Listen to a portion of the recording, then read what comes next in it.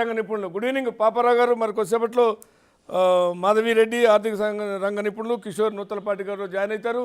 రండి పాపారావు గారు, మీ అబ్జర్వేషన్ కేంద్ర బడ్జెట్ చాలా చెప్పండి. ఆశల పల్లకీలో ఉయ్యాలు ఊపి వదిలేశారా? ఏమన్నా మధ్య పేద వర్గాలకు ఏమన్నా కొంత ఊరట కలిగే విధంగా ఉందా?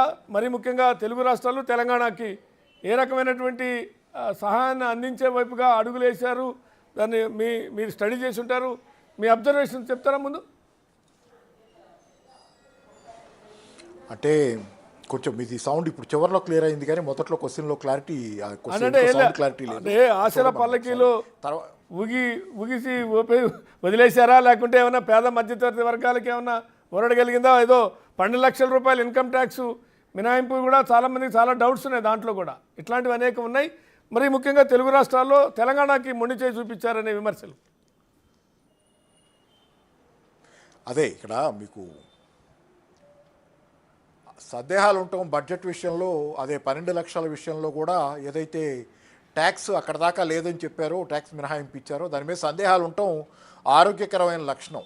ఎందుకంటే సందేహాలు తప్పితే వేరే ఉండే అవకాశం లేని పరిస్థితి ఉంది. ఓవరాల్గా ఏంటంటే, ఒకటి పాత సిస్టమ్ మంచిదా, కొత్త సిస్టమ్ ఇది ఇన్కమ్ ట్యాక్స్లో పాత ఇన్కమ్ ట్యాక్స్ స్కీమ్ మంచిదా, ఇది మంచిదా అనేది, కొత్తది మంచిదా అనేది డౌట్లు దీనిలో చాలా ఉన్నాయి. దానికి కాసేపు పక్కన పెడితే ఏంటంటే, ఇప్పుడు ఆల్రెడీ ఇన్ఫ్లేషన్ విపరీతంగా పెరిగింది, దేశంలో విపరీతంగా ఇన్ఫ్లేషన్ ఉంది. ఇన్ఫ్లేషన్ ద్రవ్యోల్బణం కారణంగా ధరల పెరుగుదల వల్ల మధ్యతరగతి భారీ ఎత్తున సఫర్ అవుతుంది దేశంలో. ఇప్పటికే వాళ్ళ కొనుగోలు శక్తి చాలా పడిపోయి ఉంది. ఇప్పుడు ఈ 12 లక్షల దాకా రిలీఫ్ ఇవ్వటం వల్ల పడిపోయిన కొనుగోలు శక్తిని మళ్ళీ యథాస్థితికి తేవటానికి కావాల్సినటువంటి అదనంగా 1,10,000 రూపాయలు వస్తాయంటున్నారు. అంతకు తప్పితే ద్రవ్యోల్బణం ఇంకా పెరిగిన కొద్దీ ఉన్న ఆదాయాలు పడిపోవటమే. కాబట్టి ఏంటంటే ఈ 10,000 రూపాయలు అనేది ఆల్రెడీ పడిపోయినటువంటి జీవన ప్రమాణాలకి కొంత ఊతాం. అంతేగాని ప్రధానంగా ఈరోజు ఉన్నటువంటి సమస్య ఏంటంటే, దేశంలో ద్రవ్యోల్బణం అనేది. తర్వాత ఈ ద్రవ్యోల్బణం సమస్యకి చెక్ పెట్టకుండా ఈ బడ్జెట్ మొత్తం మీద ద్రవ్యోల్బణానికి సంబంధించి ఒక్క ముక్క కూడా లేదు. కాబట్టి ఏంటంటే మధ్యతరగతికి ఒక చేత్తో ఇచ్చారు, రెండో చేత్తో వ్యాపారులు లాక్కుంటున్నారు ఆ ఆదాయాన్ని. కాబట్టి ఓవరాల్గా ఇది ఉపయోగం లేదు. రెండోది ఏంటంటే, ఈ దేశంలో ఇతర చాలా సమస్యలు ఉన్నాయి. మీరేమైందంటే, ఇది ఈ 12 లక్షల రూపాయల దాకా మీకు ట్యాక్స్ లేదు, జీరో ట్యాక్స్ అనేది మసిబూసి దాని వెనక చాలా రకాలుగా ప్రజలకు నష్టం కలిగించే విధానాలు. ఉదాహరణకి మనం చూసుకుంటే కనుక ప్రైవేటీకరణ 2వ దశ మొదలవుతుందన్నారు. అంటే ఇన్వెస్ట్మెంట్స్ పెట్టుబడులు ఉపసంహరించుకోవటం 2వ దశ. ఇది చాలా ప్రమాదకరమైన ధోరణి. దీనివల్ల మధ్యతరగతి వాళ్ళకి రేపు పొద్దున్న నుంచి ఎస్సీ, ఎస్టీ, ఓబీసీలకు అసలు ఉద్యోగాలు వచ్చే అవకాశమే లేకుండా పోద్ది. అంటే కొంతమందికి వస్తాయి కానీ మెజారిటీకి రావు. ఎందుకంటే ఈరోజు రిజర్వేషన్లు లేకుండా పోయేది ప్రైవేటీకరణ జరిగిన తర్వాత. ఇప్పటికే సామాన్య పేద ప్రజానీకానికి, ఎస్సీ, ఎస్టీ, బీసీలకి అన్యాయం జరిగింది.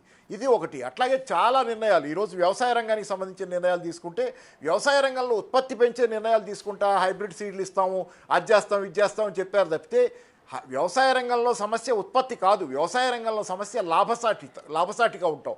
ప్రొడక్షన్ కాదు అక్కడ ప్రాబ్లము, ప్రాఫిటబిలిటీ. దాని గురించి అడ్రస్ చేయాలి. ఎంఎస్పీ మినిమం సపోర్ట్ ప్రైస్ గురించి రైతాంగం ఆందోళన జరుగుతున్నా దాని గురించి ఏమాత్రం పట్టించుకోవాలి. ఇట్లా చాలా విషయాల్లో ఈ బడ్జెట్ అనేది నెగటివ్గా ఉంది. కేవలం ఈ ఒక్క అంశానికి మీరు బడ్జెట్ చదివినంతసేపు చూడండి, చప్పట్లు మోగింది ప్రధానంగా. ఎప్పుడు మోగినాయి?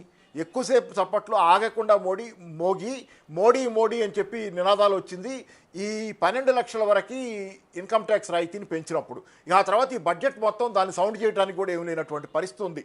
అంటే ఆ సౌండ్ మాటన వాస్తవానికి చాలా విషయాలు కప్పెట్టుకుంటున్నారు. బడ్జెట్ ఎల్ఐసిని అదే ఇప్పుడు ఇన్సూరెన్స్ రంగంలో 100% ఎఫ్డిఐ అంటున్నారు. అంటే ఎల్ఐసి లాంటి సంస్థలు ఏం కాబోతున్నాయి ఈ దేశంలో? ఇట్లా చాలా ఈ బడ్జెట్ ఏంటంటే పాత సీసాలో కొత్త సీసాలో పాత సారా. వాళ్ళు అనుకుంటున్నటువంటి సంస్కరణలు, ప్రజా వ్యతిరేక విధానాలు అన్నీ కొనసాగిస్తున్నారు. పైగా ఈరోజు ప్రజలకి ఉపాధి అవకాశాలు చాలా తగ్గిపోయినాయి, నిరుద్యోగం బాగా పెరిగింది, అండర్ ఎంప్లాయ్మెంట్ బాగా పెరిగింది, గిగ్ ఎకానమీ విపరీతంగా పెరిగిపోయింది. దానిలో గిగ్ ఎకానమీ కార్మికులకు వీళ్ళు ఇచ్చింది ఏంటి? హెల్త్ ఇన్సూరెన్స్ ఒకటి ఇచ్చారు. వాళ్ళకి ఒక్క సమస్య, అదొకటే సమస్య కాదు, చాలా సమస్యలు గిగ్ ఎకానమీలో ఇన్సెక్యూరిటీస్ చాలా ఉన్నాయి. కాబట్టి వాళ్ళ సమస్యలను అడ్రస్ చేయడంలో ఇది విఫలమైంది. అది కూడా పేరుకి నామమాత్రంగా హెల్త్ ఇన్సూరెన్స్ ఇచ్చామన్నారు. అలాగే జాతీయ ఉపాధి హామీ పథకం విషయంలో దాన్ని పూర్తిగా నిర్వీర్యపరిచి ఈ సంవత్సరం ఎంత కేటాయింపులో నాకు గుర్తులేదు, మీకు తెలిస్తే చెప్పండి. పోయిన సంవత్సరం మాత్రం అరౌండ్ 75,000 ఏదో కేటాయించారని నాకు గుర్తుంది.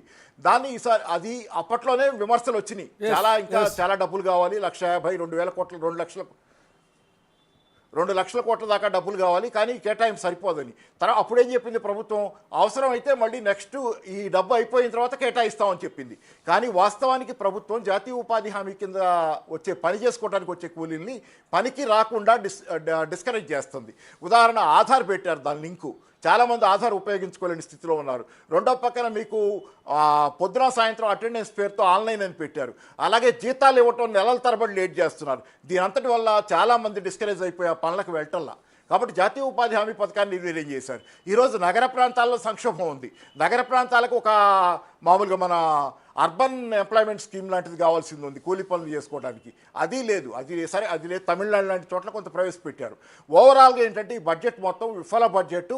దేశ సమస్యలను ఏమాత్రం పరిష్కారం చేయకుండా కేవలం మసిపూసి మారేడికాయ చేసి ఏదో చేసామనిపించుకోవడానికి ఉద్యోగ వర్గాలు ఎవరైతే ఇన్కమ్ ట్యాక్స్ కట్టే, మొత్తం మధ్యతరగతి కూడా కాదు, ఇన్కమ్ ట్యాక్స్ కట్టే మధ్యతరగతి వర్గాలని కొంత ప్లీజ్ చేసామనుకుంటున్నారు.